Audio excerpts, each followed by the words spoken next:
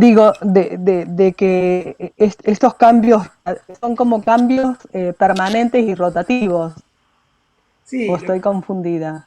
lo que pasa que ahí yo, el matiz que yo tengo, o sea, Refresco.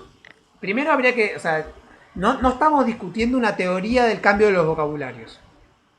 Eso es otra cosa, hay una rama específica, Mm, digamos, hay corriente histórica, por ejemplo, Cosele, que es uno de esos. Nosotros no estamos discutiendo una teoría sobre cómo se producen los vocabularios, cómo se modifican los vocabularios, sino lo que estamos discutiendo es el rol de los vocabularios en sí.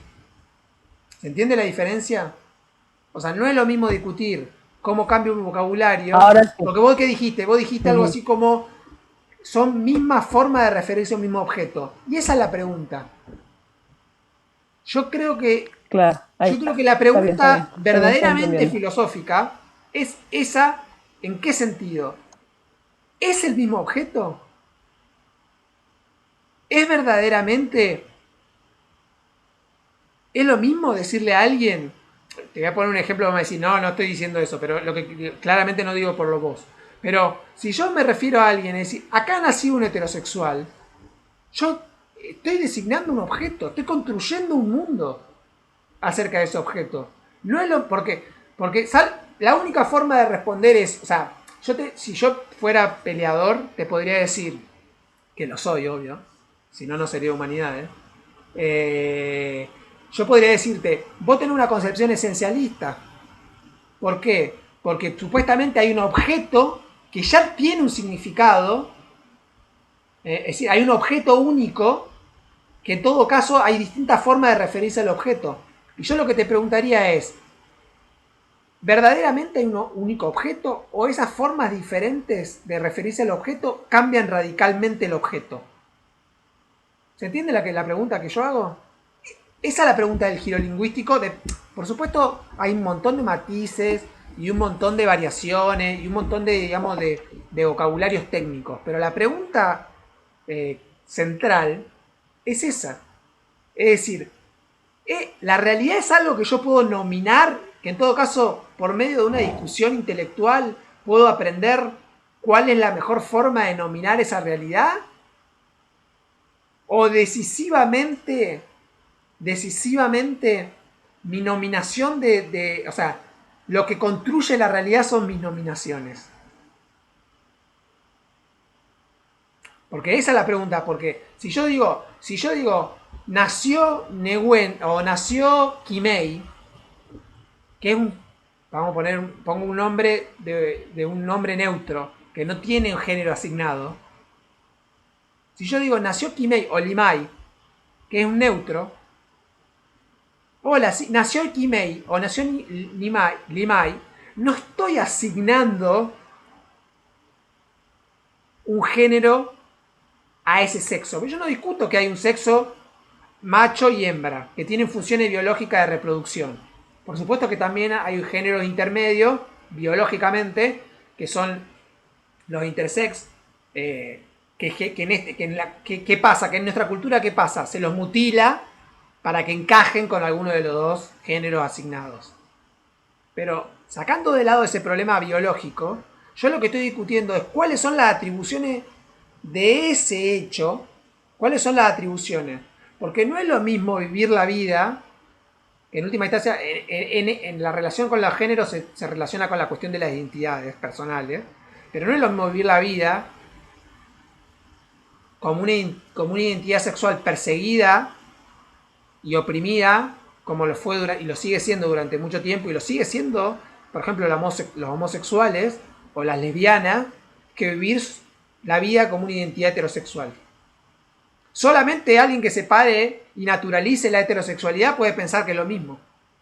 De la misma manera que es lo mismo solamente alguien que se pare en los privilegios del patriarcado puede pensar que es lo mismo ser hombre y mujer. Es más, el ejemplo de Mickey Vainilla también podría ser puesto.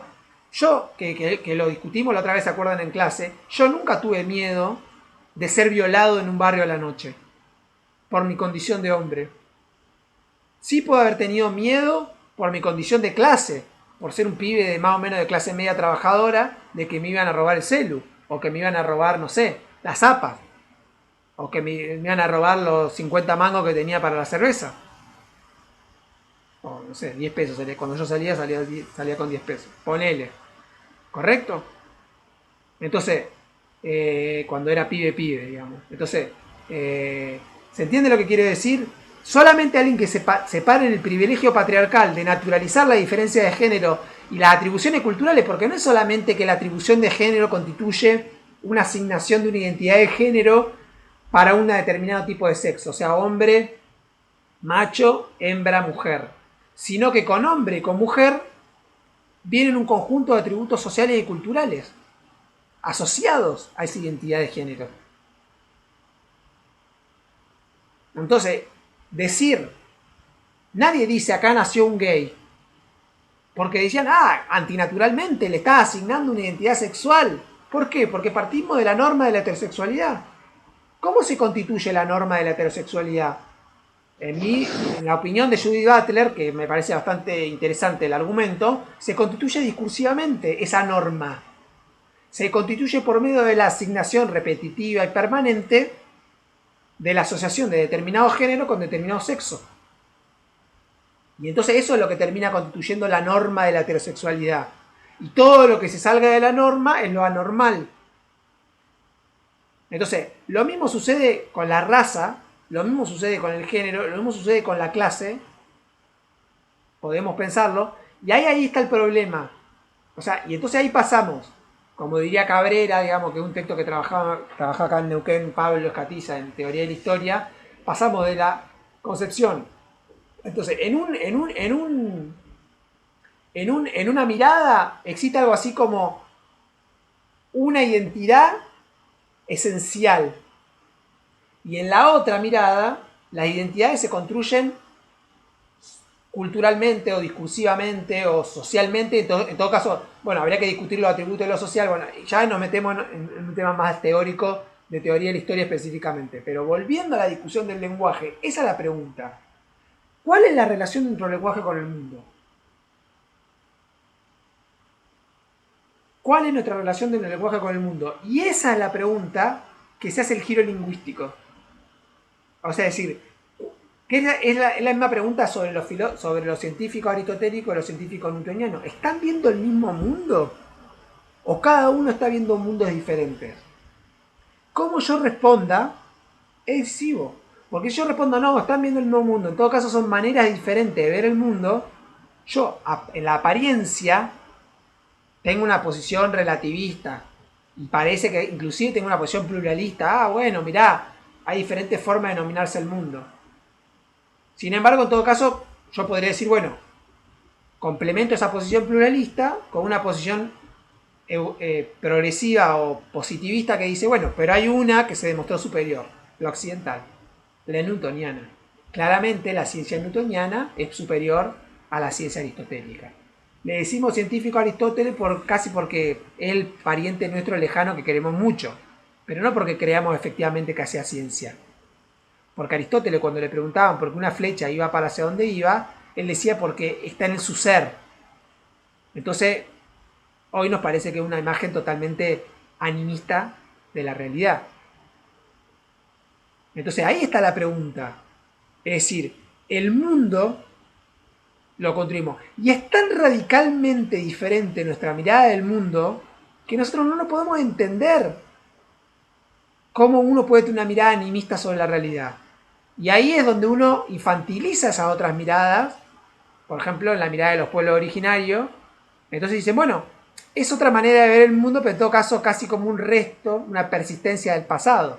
Y no como una forma constitutiva de ver el mundo que implica una racionalidad. Que implica una forma de racionalidad. ¿La misma racionalidad que Occidente? No. Otra racionalidad que se constituye ¿dónde? ¿Cómo? Discursivamente. Entonces ahí está la discusión.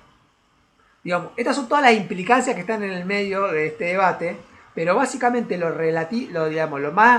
más interesante o lo más problemático es esta relación. Esta es la pregunta que se está haciendo. ¿El lenguaje constituye el mundo? ¿Construye el mundo? O en todo caso el lenguaje es una respuesta, está el mundo y el lenguaje lo representa. Entonces, Danton no se está haciendo esta pregunta de manera directa. Pero ya Barthes sí se la está haciendo de manera directa. Hayden White también se la está haciendo de manera directa, aunque no lo formulen de esa manera porque están discutiendo algunas cosas específicamente. Hasta acá, ¿cómo vamos en la discusión?